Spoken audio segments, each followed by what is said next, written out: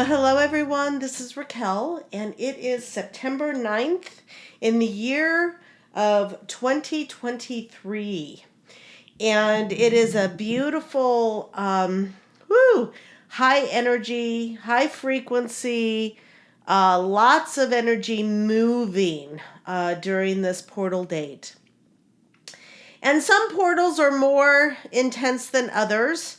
Definitely the Lion's Gate is a much more prominent portal date, but the 9-9 is also one where we really see a lot of transition.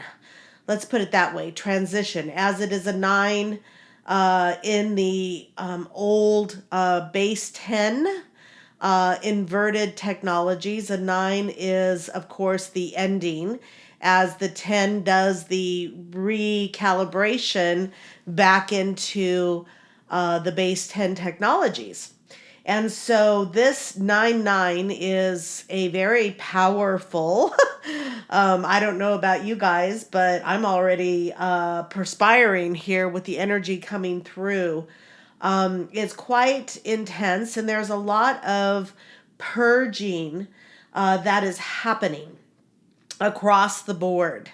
And I mean that literally across the board on just about every level of consciousness. There is purging that is happening to make way for the new energies that are trying to anchor onto the planet. That is the higher base 12 organic tree of life, the white tree of life, the life-giving energies and grids and tri-wave magnetics that are continuously coming onto the planet.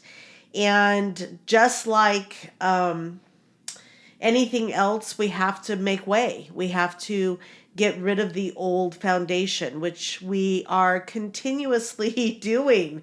And it's pretty nonstop, I have to admit.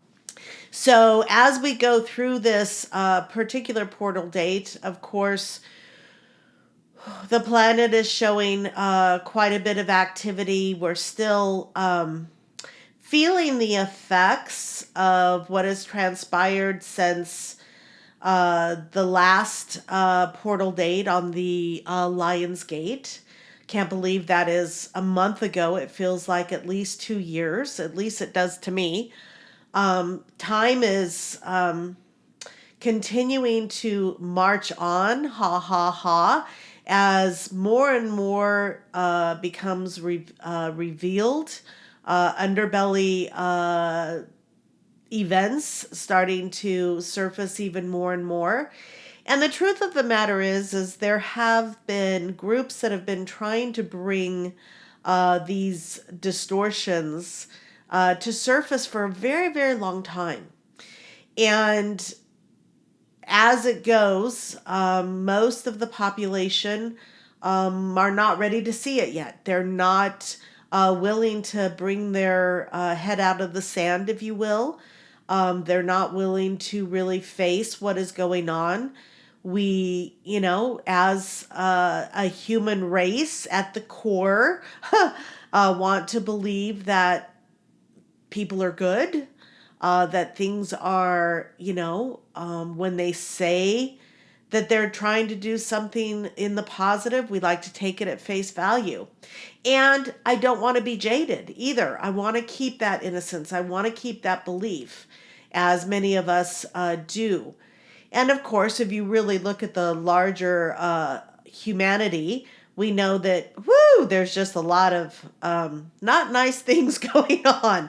But usually it takes a lot to get people to change, right? The first epidemic of the pandemic coming through in 2020 started to wake a full group up, but most are still just not prepared to really look at what's going on. And we're getting ready for another wave of lockdowns and mask requirements and all those kinds of things starting to come around for another wave. And I really invite you all to hold the fields of awakening, meaning that as this next wave of lockdown begins, that you hold the field for humanity to really see what's going on, to really be willing to look beyond the surface, to understand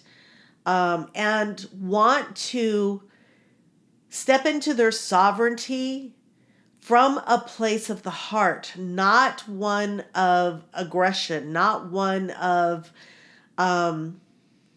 he said, she said, of war or conflict, but really one to say, no, I'm a sovereign being of light. And I know this is asking a lot of the human race at large, but we are really here to hold that field and walk that experience. That's why we are considered the forerunners. We're already living that experience. And it is through the living and it's not so much the words, it's not so much, what we're saying, it's our actions and how our lives flow in beautiful synchronicity, how we are still thriving in beautiful synchronicity versus many who are not in that divine flow. They are not waking up to their sovereignty and holding their frequency and rebuilding their light bodies and all of the activity that is going on to reconnect back into our sovereign being. And so as we come through this next wave, it is really important to recognize that words don't mean much. It is our actions, it is our frequency, it is our state of being, it is the fields that we hold that will catch the attention of those who are ready to make that next step into awakening. It is the fact that they will resonate and see and feel something in our fields that they recognize at a very deep level. And so it's never about the words as much as it is the way we actually interact and the way we show up in the world. And that's going to be really important again as we move into this next phase. And there's always going to be a next phase as we continue to unravel all of these distortions. But it is only through the heart that we can lead the way. It is not through the mind. It is not through even still the distorted language we live in and the way that we try to express. It is only through the actions of the heart. It is through the frequencies of the heart and the field that we hold.